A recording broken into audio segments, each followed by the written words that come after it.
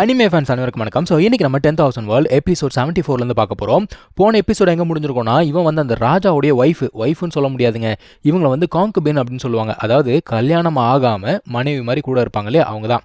ஆனால் அந்த லேடி வந்து பார்த்தீங்கன்னா ஒரு டீமன் போல தெரியுது, பயங்கரமாக அட்டாக் பண்ணுறா. இவனுமே வந்து பார்த்தீங்கன்னா அதை தடுக்கும் போது அவளுக்கு தெரியுது, என்னடா இந்த பையன் ஹெவன்லி டெக்னிக்லாம் யூஸ் பண்ணுறானே. ஏன்னா நார்மலாக ஒரு பர்சனால் வந்து பார்த்தீங்கன்னா இந்த மாதிரி ஹெவன்லி டெக்னிக்லாம் யூஸ் பண்ண முடியாது. அதான் அந்த டீமன் சொல்லுது, டேய் நீ வந்து இந்த சின்ன வயசுலேயே இவ்வளோ கேர்ஃபுல்லாக இருப்பேன்னு நான் நினச்சி கூட பார்க்கல அப்படின்னு சொல்லுது. இவன் கேட்குறான், நீ ஒரு டீமன் அப்படிங்கிறது தெரியுது, எங்கேருந்து வந்த சொல்லு அப்படிங்கிறப்போ நீயே கண்டுபிடி அப்படிங்கிறா. இப்போ இவங்க எல்லாருமே சேர்ந்து வந்து பார்த்தீங்கன்னா ஒரு ஃபார்மேஷன் அப்படிங்கிறத ஆக்டிவேட் பண்ணுறாங்க. இதெல்லாம் கூட்டு கலவாணிங்க போல தெரியுது. இப்போ இந்த டீமன்ஸ் வந்து ஃபார்மேஷன் ஆக்டிவேட் பண்ணிட்டு இருக்கு. இப்போ நம்ம வீரர் இருக்காரு பாருங்க, அதான் அந்த பறவை, ஓடி போயிடலாம் அப்படிங்குது. அதான் நம்ம ஹீரோ கேட்குறான், என்ன நீ சும்மா எஸ்கேப் ஆகிட்டே இருக்க, வேறு எதுவும் உனக்கு தெரியாதா அப்படின்னு சொல்லிட்டு கேட்குறான். அது என்ன கேட்குது, டே என்னடா பண்ண சொல்கிற, அது பார்த்தா பயங்கர ஸ்ட்ராங்காக இருக்கு, என்ன பண்ணுறது அப்படின்னு சொல்லிட்டு கேட்கும்பொழுது நின்று சண்டை போடலாம் அப்படிங்கிறான். சண்டை போடலாமா, சண்டை போட்டு நீ ஜெயிச்சிருவியா அப்படின்னு சொல்லிட்டு கேட்குது. ட்ரை பண்ணாதான்டா தெரியும், ட்ரை பண்ணி பார்ப்போம் அப்படிங்கிறான். ஸோ இந்த ஒரு ஃபார்மேஷன் வந்து பார்த்தீங்கன்னா இவங்களை வேற ஒரு ஸ்பேஸ்க்கு கொண்டு போகுது. அந்த இடத்துல என்ன ஒரு விஷயம்னா, இங்கே சண்டை போகிறது வெளியில் யாருக்குமே தெரியவே தெரியாது, எவ்வளோ சத்தம் வந்தாலும் வெளியில் தெரியாது. இந்த ஒரு பேர்டுமே வந்து பார்த்தீங்கன்னா ஓரளவுக்கு சண்டை போட்டு சமாளிக்குது. ஸோ 2 பேருமே சமாளிச்சுட்டு தான் இருக்காங்க.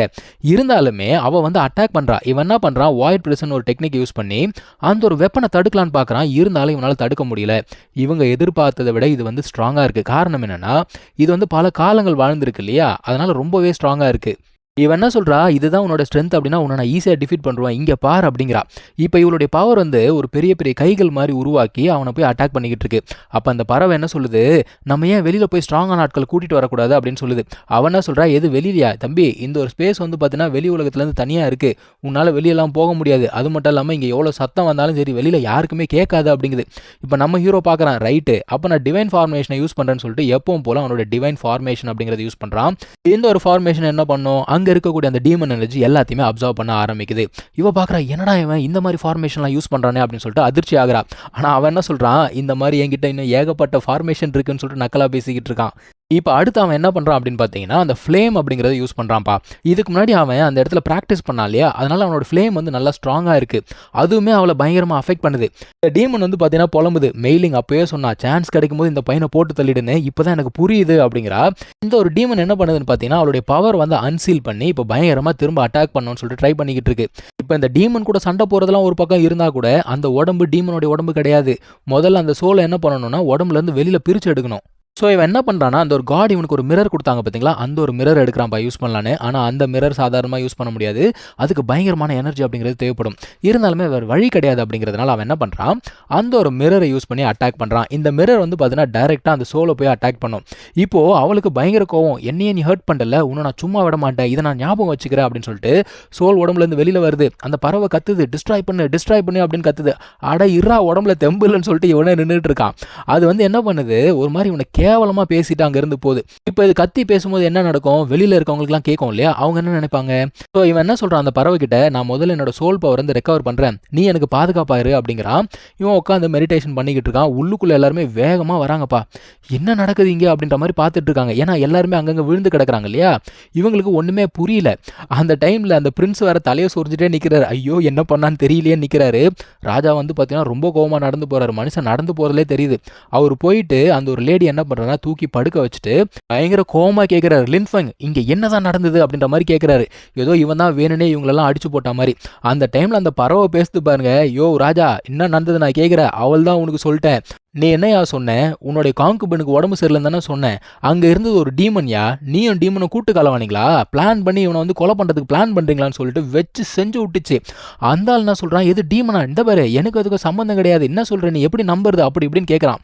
அந்த டைமில் அந்த பிரின்ஸ் இருக்கார்ல, அவர் சொல்கிறாரு, இங்கே நல்லா பாருங்க, இந்த இடத்துல இருக்கக்கூடிய எனர்ஜியை பார்த்தாலே தெரியுது, இங்கே சண்டை போட்டவங்க எல்லாமே ஒரு பர்டிகுலர் லெவலில் சேர்ந்தவங்க.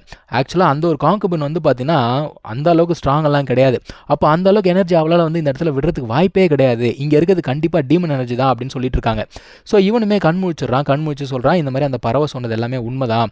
ஆக்சுவலாக அந்த லேடியோட உடம்புல வந்து பார்த்தீங்கன்னா டீமனோட சோல் அப்படிங்கிறது இருந்திருக்கு. இந்த மனுஷன் உள்ளே வந்தால் கண்டுபிடிச்சிரும் அப்படிங்கிறதுனால தான் உள்ளே வர விடாமல் தடுத்துருக்கு.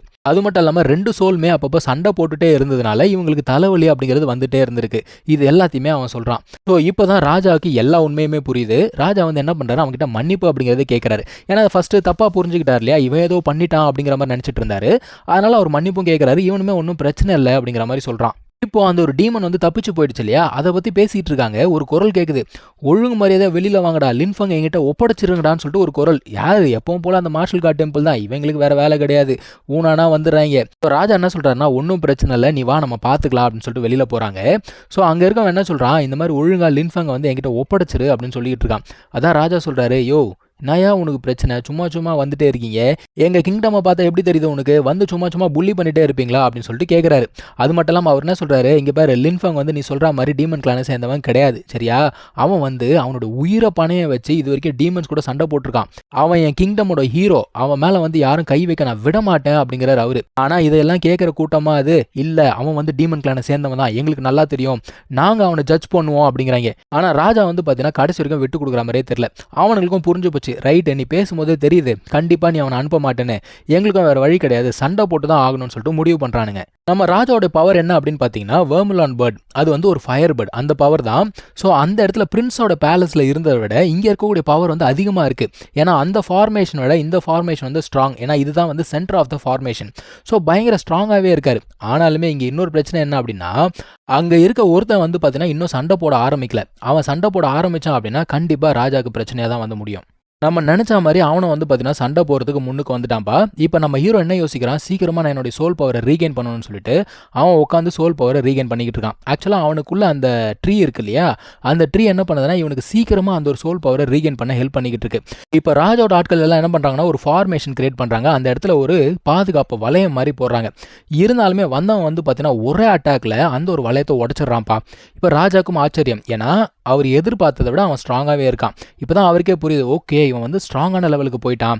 ஸோ அவன் கொஞ்சம் நக்கலாக பேசுகிறான். ராஜா என்ன சொல்கிறாரு, ரொம்ப ஆணவத்தில் பேசாதரா அப்படின்னு சொல்லிட்டு மறுபடியும் மனுஷன் சண்டை போடலான்னு போகும்போது இன்னொருத்தர் அங்கே இன்டர்ஃபியர் ஆகிறாங்க. வேற யாரும் கிடையாது, நம்ம ஹீரோ தான். அவனுடைய சோல் பவர் வந்து ரெக்கவர் ஆயிடுச்சு போல தெரியுது. ஸோ அவன் என்ன பண்ணுறான், ஒரு வாய்ட் டெக்னிக் அப்படிங்கிறத யூஸ் பண்ணுறான். இந்த ஒரு வாய்ட் டெக்னிக்கில் இவங்களோட எந்த ஒரு பவருமே ஒர்க் ஆகாது. இருந்தாலுமே அதில் இருந்துமே வந்து பார்த்தீங்கன்னா அவன் வந்து எஸ்கேப் ஆயிடுறான். இப்போது ராஜா வந்து பார்த்தீங்கன்னா வந்து மன்னிப்பு கேட்குறாரு. ஏன்னா ஆப்போனன்ட் வந்து இவரோட ஸ்ட்ராங்காக இருக்கான் இல்லையா, இவரால் ஒன்றும் பண்ண முடியல, அதுக்காக மன்னிப்பு கேட்குறாரு. இருந்தாலுமே நம்ம ஹீரோ அதெல்லாம் பெருசாக எடுத்துக்க மாட்டான், அது நமக்கு நல்லாவே தெரியும். இப்போ இந்த பக்கி பைபிள் என்ன சொல்லுது, ஓ நீ தான் லின்ஃபங்கா, பார்த்தா சின்ன பையன் மாதிரி இருக்க, ஆனால் என்னோட அடியை தாங்குற அளவுக்கும் உடம்புல தெம்பு இருக்குல்ல, உனக்கு திறமை அப்படிங்கிறது இருக்குது, நான் உனக்கு ஒரு ஆப்பர்ச்சுனிட்டி தரேன், ஒழுங்காக நீயே வந்து சரண்டர் ஆகிடு, இல்லைன்னு வச்சுக்கோ ஏன் செத்து போயிடுவேன், சரண்டர் ஆகிட்டா அப்படின்னா வாழறதுக்காக உனக்கு ஒரு ஆப்பர்ச்சுனிட்டி கிடைக்கும் அப்படின்னு சொல்லிட்டு இருக்காரு. அதே சமயத்தில் சைட் பை சைடு வந்து பார்த்தீங்கன்னா ஃபார்மேஷனும் ஆக்டிவேட் பண்ணிட்டு இருக்காங்க. லின்ஃபங் என்ன சொல்கிறான், டே உங்களுக்குலாம் வேறு வேலையே கிடையாதா, சும்மா ஜட்ஜ் பண்ணுறேன்னு கிளம்பி வந்துடுறீங்க, யாரா நீங்கள் யாரா என்ன ஜட்ஜ் பண்ணுறதுக்கு, நான் எப்படி வாழணுமோ அப்படி தான் வாழ்வேன் அப்படின்னு சொல்லிக்கிட்டு இருக்கான். இப்போ அந்த ஃபார்மேஷனுடைய மொத்த பவரும் வந்து பார்த்தீங்கன்னா அவனுக்குள்ளே இறங்கினோடனே அவன் வந்து சண்டை அப்படிங்கிறத போட ஆரம்பிக்கிறான். கிட்டத்தட்ட அந்த ஒரு மனுஷனுக்கு ஈக்குவலாகவே இறங்கி சண்டை போடுறான்னு பார்த்துக்கோங்களேன். இந்த டைமில் ராஜாவுக்கு ஆச்சரியம், என்னடா இது, ஏன்னா இந்த மனுஷனால் வந்து பார்த்தீங்கன்னா அந்த ஃபார்மேஷன்லேருந்து கொஞ்சம் பவர் தான் யூஸ் பண்ண முடிஞ்சது. ஆனால் இப்போ அவன் கிட்டத்தட்ட 200% ஆஃப் த பவரை யூஸ் பண்ணி சண்டை போட்டுட்டு இருக்கான். எப்படி இது சாத்தியம், ஹவு இஸ் இட் பாசிபிள்னு சொல்லிட்டு மனுஷன் பயங்கர ஷாக்கில் இருக்காரு. ஸோ சண்டை வந்து பார்த்தீங்கன்னா நமக்கு பாசிட்டிவாக தான் போயிட்டுருக்கு. ஹீரோ வந்து ஆக்சுவலாக வின் பண்ணிட்டு தான் இருக்கான். இந்த முறை அவன் புதுசான டெக்னிக்லாம் யூஸ் பண்ணுறான்ப்பா. ஃபயர் ஸ்வாட்னு சொல்லிட்டு ஒரு டெக்னிக் யூஸ் பண்ணுறான். அதுக்கப்புறமா விங் பிளேடுன்னு சொல்லிட்டு என்னென்னமோ டெக்னிக்லாம் யூஸ் பண்ணுறான். ஒரு வழியாக அவனை வந்து டிஃபீட் பண்ணிட்டான்னு வச்சுக்கோங்க. இப்போ கீழே இருக்கவங்க எல்லாருமே புகழ்ந்துட்டு இருக்காங்க இவனை, பா இவனா இவ்வளோ ஸ்ட்ராங்காக இருக்கான், இந்த சின்ன வயசுல இவ்வளோ ஸ்ட்ராங்காக இருக்கானே, இவன் வளர்ந்தான் அப்படின்னா இவங்க அப்பா அளவுக்கு இவனுமே ஃபேமஸ் ஆகிடுவான் அப்படின்னு சொல்லிட்டு பேசிட்டு இருக்காங்க. இப்போ டிஃபீட் ஆனவன் சும்மா இருப்பானா, அவன் என்ன பண்ணுறான், அடுத்த கட்டத்துக்கு போகிறான். அவன்கிட்ட ஒரு சீல் இருக்குப்பா. அவன் என்ன சொல்கிறான்னா வார் காடோடைய பாடி அப்படின்னு சொல்கிறான். இதை கேட்டோடனே இங்கே இருக்கவங்க எல்லாமே அரண்டு போகிறாங்க.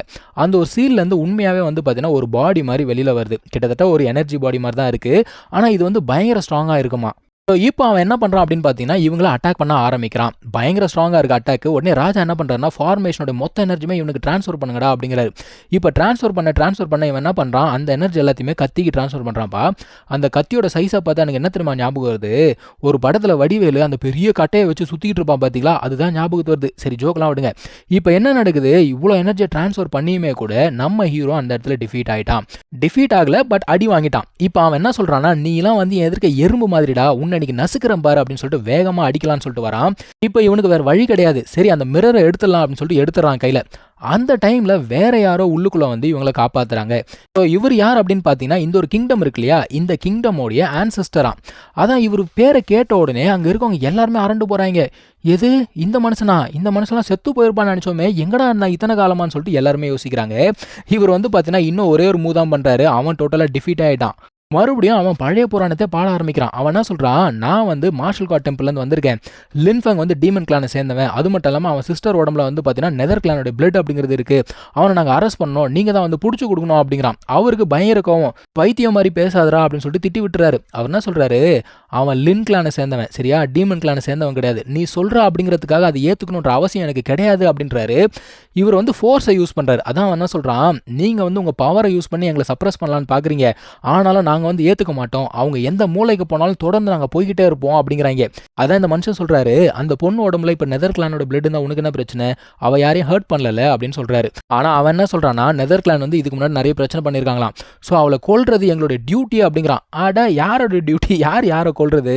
அதான் அவர் சொல்கிறாரு, அவங்க அப்பா யார் தெரியுமா அவனுக்கு, அவன் தன்னோட உயிரை கூட பொருட்படுத்தாமல் ஏகப்பட்ட முறை இந்த டீமன்ஸ் எல்லாம் சப்ரஸ் பண்ணும் அப்படிங்கிறதுக்காக நமக்கு தேவையான ஆர்டிஃபேக்ட்ஸ் எல்லாம் கொண்டு வந்து கொடுத்துருக்கான்.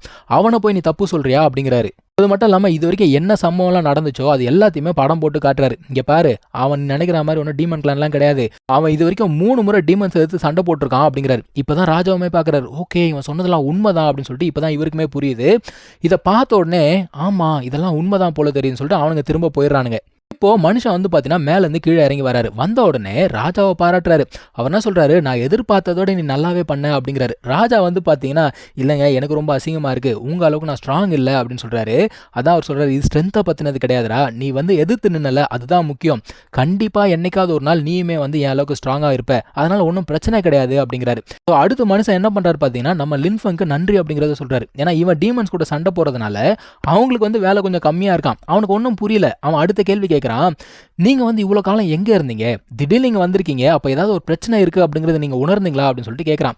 அவர் என்ன சொல்றாரு, உனக்கு நடந்த எல்லா பிரச்சனையுமே எனக்கு தெரியும், நான் வந்து பார்த்துட்டு தான் இருக்கேன், ஆனா எங்களால வந்து எந்திரிச்சு வர முடியாத ஒரு சிச்சுவேஷன்ல நாங்க இருக்கோம் அப்படிங்கிறாரு. இவனுக்கு ஒன்றும் புரியல.